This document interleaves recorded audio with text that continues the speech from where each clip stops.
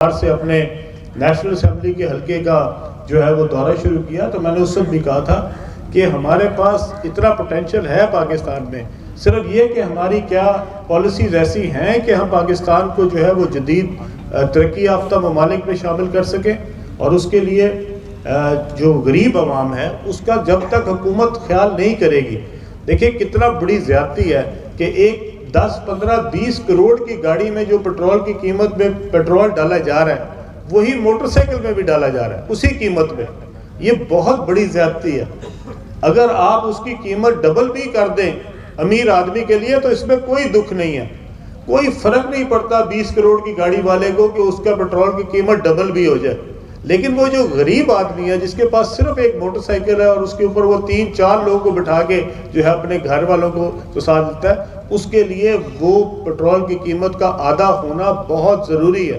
اور اگر ہمیں موقع ملا تو انشاءاللہ تعالی ہم موٹر سائیکل والوں کے لیے پیٹرول کی قیمت آدھی کریں گے، 300 یونٹ تک کے لیے تمام لوگوں کے لیے جو غریب لوگ ہیں۔ 300 یونٹ کسی امیر بندے کا بجلی کا بل نہیں آتا، 300 یونٹ صرف غریب آدمی کا آتا ہے جس کے گھر میں صرف 1-2 لائٹیں جلتی ہیں اور ایک پنکھا چلتا ہے، یہ اس کا یونٹ کا 300 یونٹ ہے، اس کے لیے بھی ہم اس کو فری کریں گے انشاءاللہ۔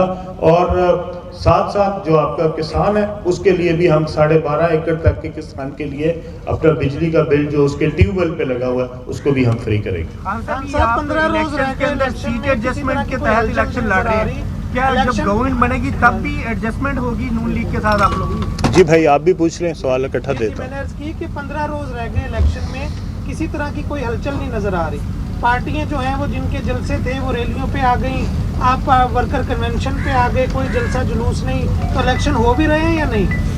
آپ بالکل یقین رکھیں الیکشن ہو رہے ہیں، اور الیکشن انشاءاللہ تعالیٰ آپ کو پورے گرم جوشی سے ہوتا نظر آئے گا۔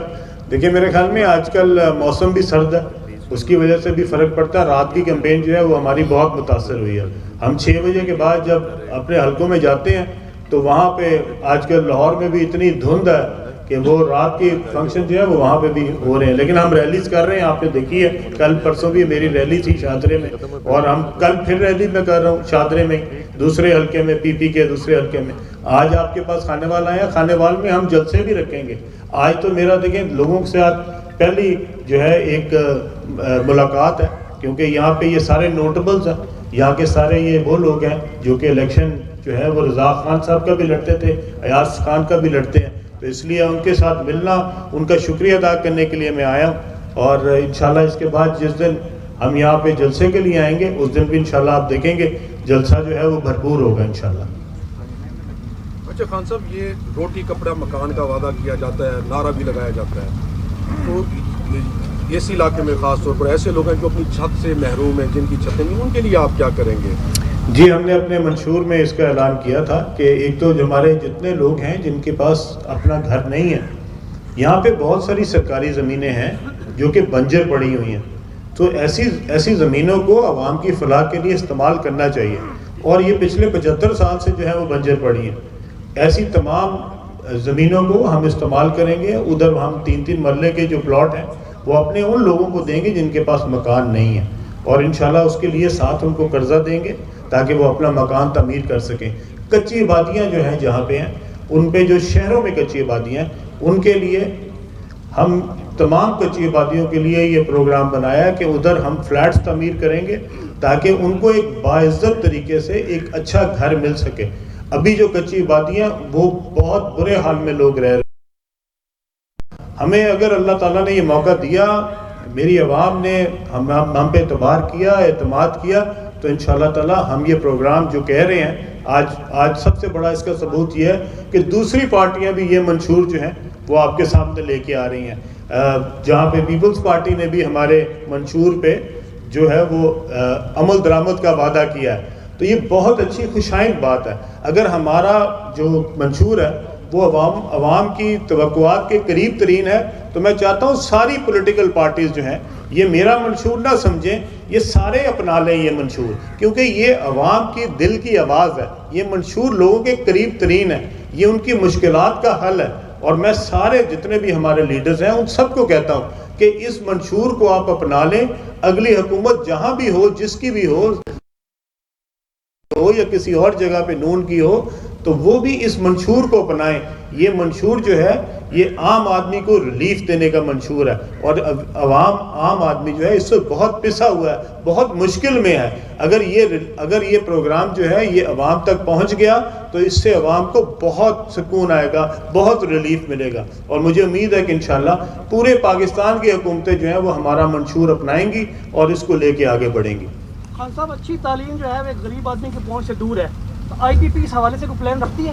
جی بالکل, ہم نے یہ کہا ہے کہ ہم یہ جتنے سرکاری سکولز ہیں, میں نے اپنے سرکاری سکول جو میرے حلقے میں ہیں میں نے ان کو سب کو اپنا لیا ہے. ہم نے ان کو اپنی فاؤنڈیشن کے تحت لا کے میں اس کے تمام کے جو وہاں پہ پینے کا پانی نہیں ہے وہاں پہ ہم فلٹریشن پلانٹ لگا رہے ہیں تمام سکولوں میں. وہاں پہ ساتھ ساتھ ہم وہ فلٹریشن پلانٹ جو ہے وہ اندر بھی دے رہے ہیں اسکول کے اندر بھی, اور ساتھ اس کے باہر جو آبادی ہے اس کے لیے بھی وہ فلٹریشن پلانٹ جو ہے وہ پینے کا صاف پانی دے گا. اسی طرح ہم ان کے نئے واش رومز بنوا رہے ہوں. میں تمام حلقے کے تمام واش رومز جو ہیں وہ اپنی فاؤنڈیشن سے بنوا رہا ہوں. اگر آپ جا کے ان سکولز کے حالات دیکھیں, نہ پینے کا صاف پانی ہے بچوں کے لیے, اور واش روم کی حالت ایسی ہے کہ کوئی انسان وہ واش رومز استعمال نہیں کر سکتا جو سرکاری اسکولوں کا حال ہے. اسی طرح پھر اب ہم ان کے اندر جتنے کمرے ان کے کم ہیں اس کو اڈاپٹ کریں گے تاکہ وہ کمرے بنا کے دیے جا سکیں. ان کمروں کو بہتر کیا جائے گا. اسکول کے لیے جو ہمارے اساتذہ ہیں ان کی ٹریننگ کی بہت ضرورت ہے, ان کی پیکیج کو اچھا کرنے کی ضرورت ہے, ان کو سہولیات دینے کی ضرورت ہے. جب تک ہماری پرائرٹی ایجوکیشن نہیں ہوگی, ہماری تعلیم نہیں ہوگی, تب تک ہم خوبصورت بہترین ملک نہیں بنا سکتے. اس کے لیے ہمیں ایجوکیشن پہ, اور جس طرح ہم نے زراعت کی بات کی ہے اس طرح ایجوکیشن ایک بہت امپورٹنٹ رول ہے. اور آپ نے جو فرمایا بالکل ٹھیک ہے, اس علاقے میں بھی ہمارے پاس اچھا اسکول نہیں ہے, ہمارے پاس اچھا کالج نہیں ہے. انشاءاللہ اس علاقے میں بھی ایک اچھے اسکول کی اور اچھے کالج کی انشاءاللہ میں آج آپ سب کے سامنے وعدہ کرتا ہوں. انشاءاللہ تعالی یہاں پہ ایک خوبصورت جو ہے وہ ایک کالج بنوائیں گے, اور انشاءاللہ تعالی اسی طرح ہم بچیوں کا اور بچوں کے یہاں پہ اسکول بنوائیں گے انشاءاللہ. پنجاب میں ہیلتھ کی بھی حالت صحیح نہیں ہے سر. دیکھتے ہیں کہ جب گورنمنٹ بنے گی بعد میں تو وزارت اعلیٰ کو امیدوار پٹ کر سکے گی؟ دیکھیں جی, ابھی اس کے بارے میں کچھ نہیں کہہ سکتا کہ 8 فروری کے جو الیکشن ہے اس کے رزلٹ کے بعد پتہ لگے گا. یہ ڈیپینڈ کرے گا کہ حکومت بنانے کے لیے کس پارٹی کے پاس زیادہ اکثریت ہے, اور پھر اس کے ساتھ دوسری کون سی جماعتیں جو ہیں ان کے ساتھ ملتی ہیں.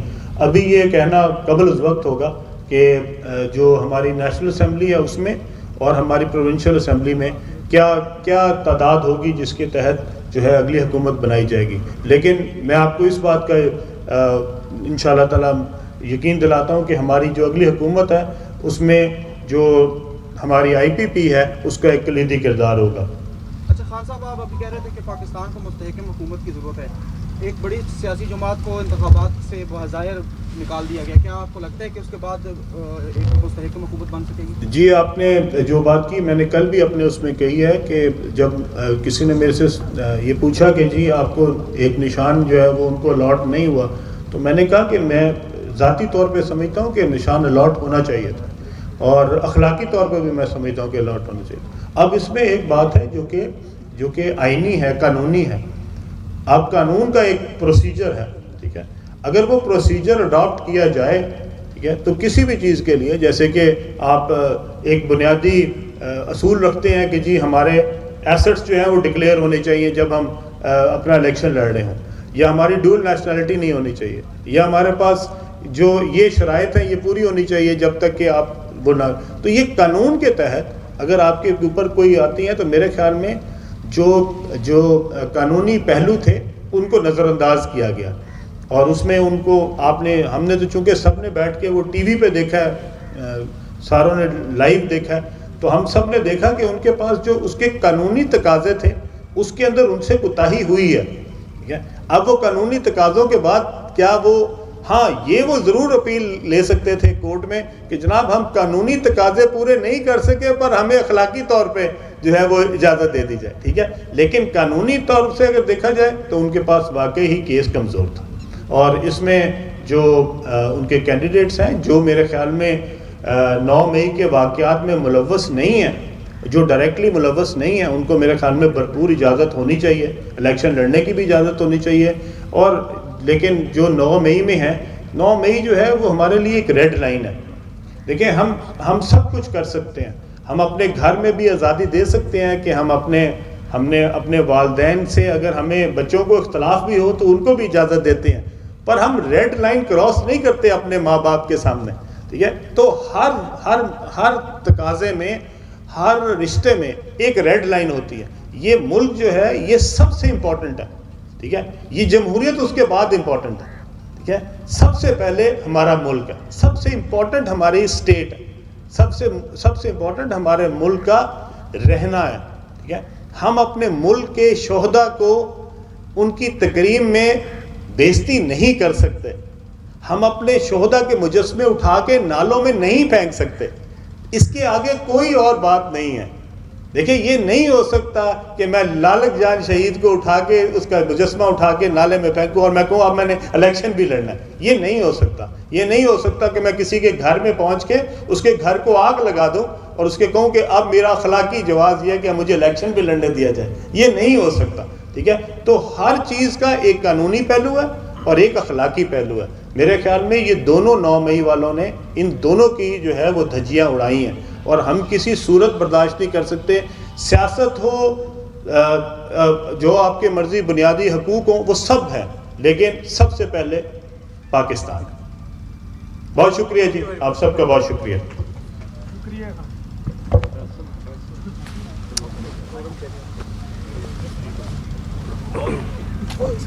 बहुत शुक्रिया जनाब अब्दुल अलीम खान साहब, हो गई मेरे ख्याल में काफ़ी बातें। मीडिया टॉक के हवाले से।